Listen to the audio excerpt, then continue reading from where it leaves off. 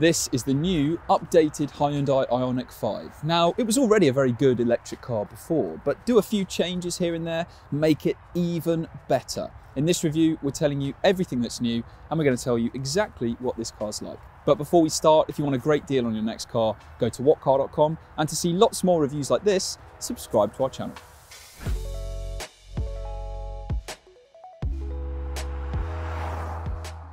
The Ioniq 5 first went on sale in February 2021, and a raft of changes were announced just a year later. This isn't a full facelift, but it's still relatively unusual for a car to go through some mechanical upgrades this early into life, which begs the question, why? Hyundai justified this by saying that even though the Ioniq 5 had a very successful first 12 months in terms of sales and brand building, it recognised that there were a lot of new, tough competitors emerging in this class of car, like the Kia EV6 and the Genesis GV60, both of which are very closely related to the Ioniq 5 underneath. So Hyundai announced these changes to keep the Ioniq 5 fresh against tough new competition. Fair enough, but what exactly is new? Well, some of the changes are fairly minor. There's been an update to what the trim levels offer, and there's now a range-topping Namsan edition Ioniq 5, which is named after a mountain in South Korea. And that has things like a panoramic sunroof as standard, a leather interior, and you can also now, on your Ioniq 5, get digital door mirrors. So these are swapped for cameras, and then you get displays on either side of the dashboard. And on top of that, you can get a rear view mirror, which at the flick of a switch turns into a display that gives you a live camera feed of the view out the back of the car. That's been introduced apparently partly because of the frustration that there's no rear windscreen wiper, so the view out the back isn't great when the weather's bad. Some changes are a little more significant, like with the battery options. So the biggest battery you can get in the Ioniq 5 is now a little bit bigger than it was before. So it's gone from 72.6 kilowatt hours up to 77.4 kilowatt hours. And it's now the same battery as the biggest option that you get in the EV6. So that means the longest range in the Ioniq 5, if you go for a rear-wheel drive model, has gone from 298 miles up to 315 miles. Not a huge difference, but still helpful. The charging stays the same as before. A maximum charging rate of 220 kilowatts on the bigger battery 77 kilowatt hour versions of the Ioniq 5 puts it among some of the quickest charging EVs around. At this speed, you'll get a 10 to 80% charge in less than 20 minutes. The same 10 to 80% charge takes a similar time on the smaller 54 kilowatt hour battery, with a maximum speed of 175 kilowatts. The bad news is that there aren't many public chargers in the UK that can deliver that kind of charging speed. You're more likely to end up on a 50 kilowatt charger, and from one of those, you can get 10 to 80% in around 60 minutes. From a 7 kilowatt home wallbox charger, a full charge from flat takes 11 hours and 15 minutes. To help with charging, there's also now a new battery conditioning feature, which is standard on all Ioniq 5s. And what it does is it tries to get the battery at the perfect temperature just before you have a fast charge. And it works automatically when you navigate to a charging stop on the car's sat-nav, which is great. The only problem is that it doesn't work with Waze or Google Maps if you're using that through Apple CarPlay. So it's a bit annoying that you have to use Hyundai sat-nav to get the battery conditioning feature to work. Otherwise, this is the same interior as you had on the previous Ioniq 5, which means overall it's pretty good in here, with a nice high SUV-like driving position, a good digital driver display. The problem is though, that where I've got the steering wheel, it blocks quite a big chunk of the screen. I suspect lots of other people are going to have that problem as well, so that's not great.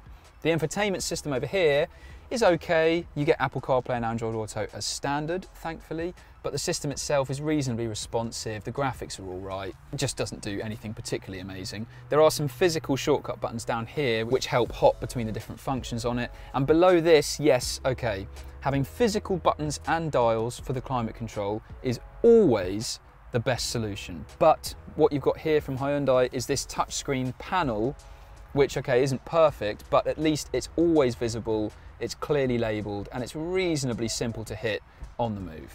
Now, you might really like the look of the Ioniq 5's interior, but it's just a shame that the quality of materials is fairly inconsistent. So some of this interior feels really nice and plush, but other bits like these door handles, like the plastic on the passenger side of the dashboard, feel quite low rent, to be honest, and it's a bit disappointing, especially because other electric car interiors that cost similar money, like the EV6, like the Model 3, and especially with the GV60, they're all a bit more consistent and a bit better overall. But this is still a good interior, and don't forget, you can get Hyundai's relaxation seat, which is an optional extra on most trims, and allows you to fully recline and relax while you wait for a charge.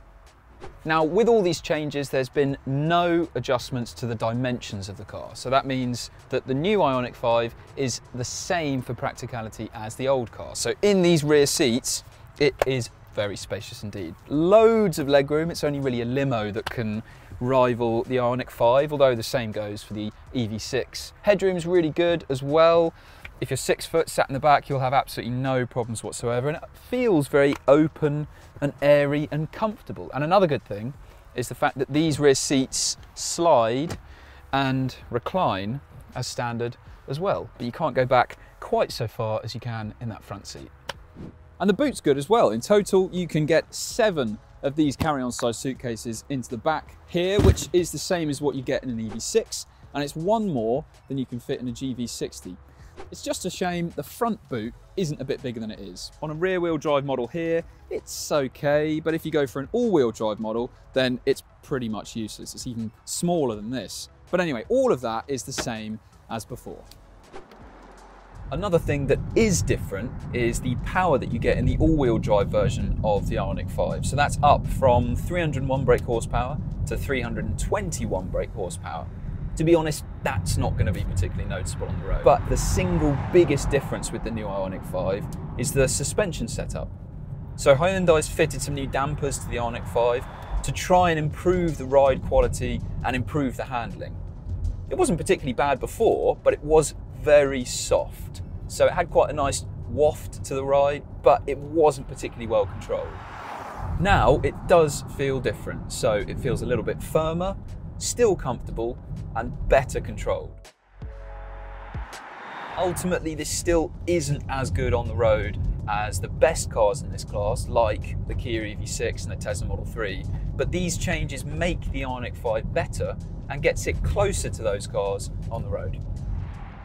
The Ioniq 5 has the upper hand when it comes to pricing. The starting price is a bit lower than the EV6 and Model 3 and the GV60, partly because you can get the Ioniq 5 with a cheaper, smaller battery option.